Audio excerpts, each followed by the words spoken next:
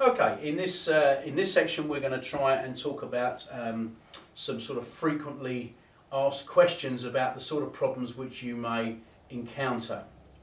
Now, one of the first things for you to take on board about playing this instrument, and I would imagine any other, but certainly this one I happen to know about, is that any of the problems which you're going to experience are nothing new. Okay? It's nothing that thousands upon thousands upon thousands of other sax players have not experienced. So you are not unique. There is nothing that you can do and play on this instrument which is going to be different to what anybody else has done. Okay, so the problems are always going to be the same. And of course, if you start to get to know other people which are in a similar position to you, if you're going along to school orchestras, to bands, to rehearsal bands, if you're an adult, you will start to talk about these and you'll start to get answers. You'll soon find out that everybody suffers the same fate. Okay, so one of the first things that is going to be a problem is for you splitting notes. Finding that notes have crept up when you're trying to work down the octave here. And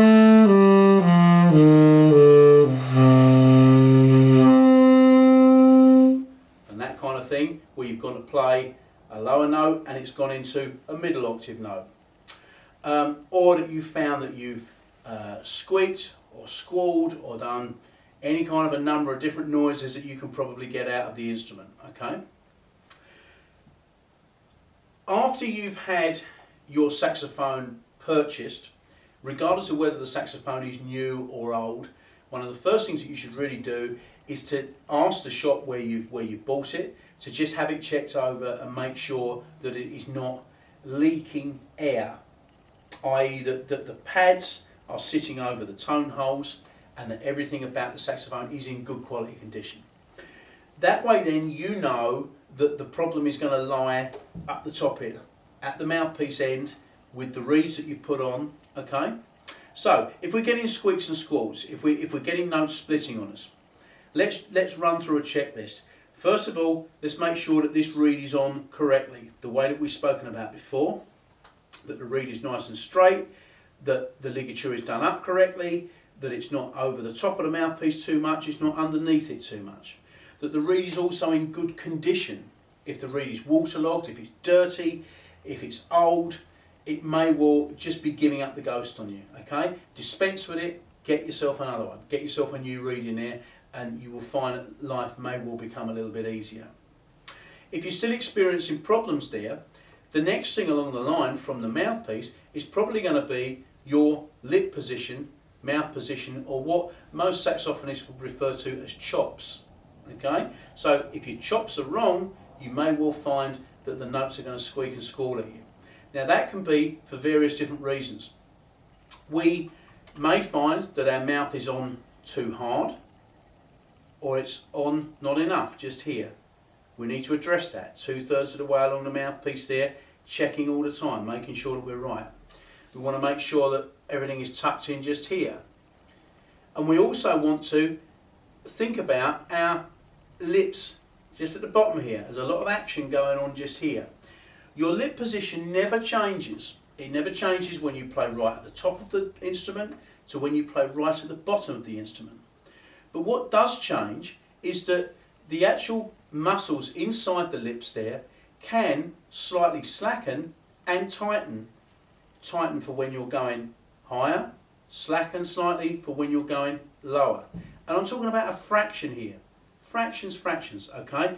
Not a long way, okay? So if you're going to play down slightly lower and you're finding that the note is going to split up on you, just try and see if you can release the pressure slightly on that bottom lip and just see whether you can get that throat open, breathing through the instrument there, and that should take that kind of problem away from you, okay?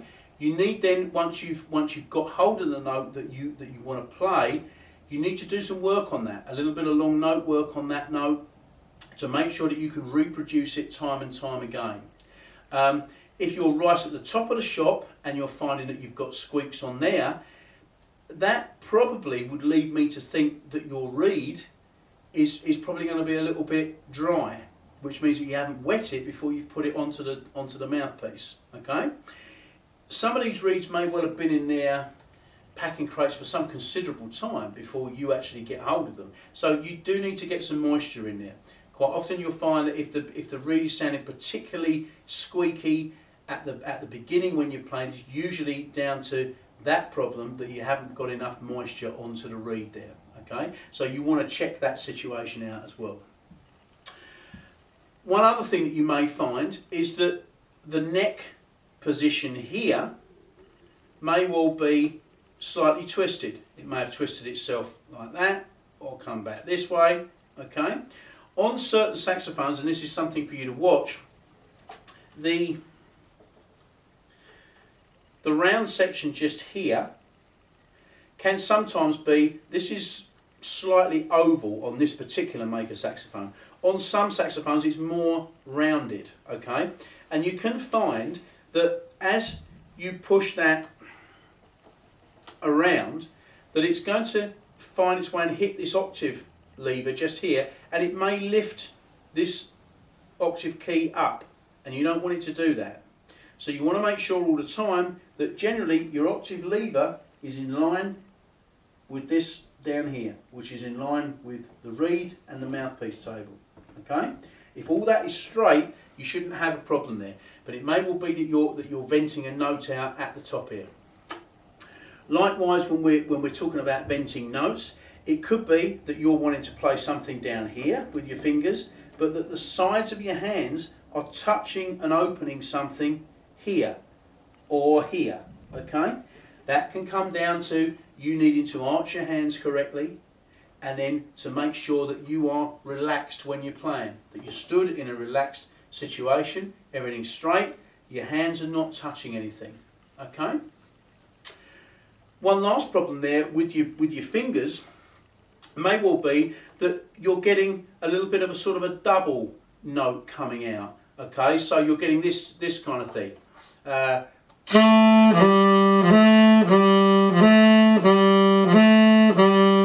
And what you want is this.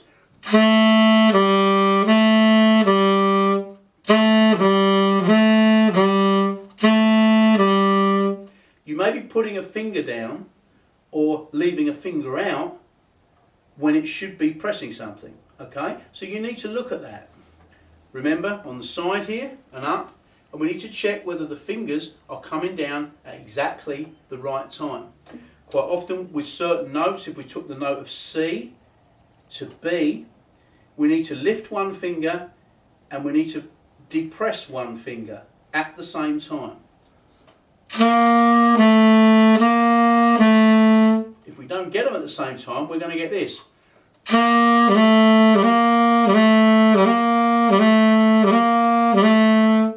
Okay, where one is still on when the other one has come down.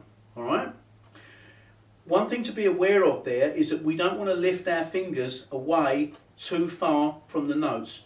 We want them to sit and touch the pearl keys just here. Okay. We don't want them to be off like this. Not only does it destabilize the actual saxophone, but it's not good for us. They need to come down here. They've got too far to travel. All right. You may well see some videos, especially of some of the old 50s and 40s rock and roll sax players that are showboating all over the place and doing all this kind of stuff. All right, that's all very well, but those guys knew what they were doing. All right, so for you as a beginner, we need to think about where your hands are. Now, if your hands are lifting, you can tell if you're looking in a mirror to play. And if you have got a problem there are a couple of things that you could possibly do about that. The best one and my favourite trick for that is to just get yourself a little bit of cotton and perhaps tie it around this screw at the top here and run it all the way down, and you can just tie it down the bottom of your saxophone just there, find somewhere to tie it up to, and you've almost made yourself a plumb line like a bricklayer would do if he's building a brick wall.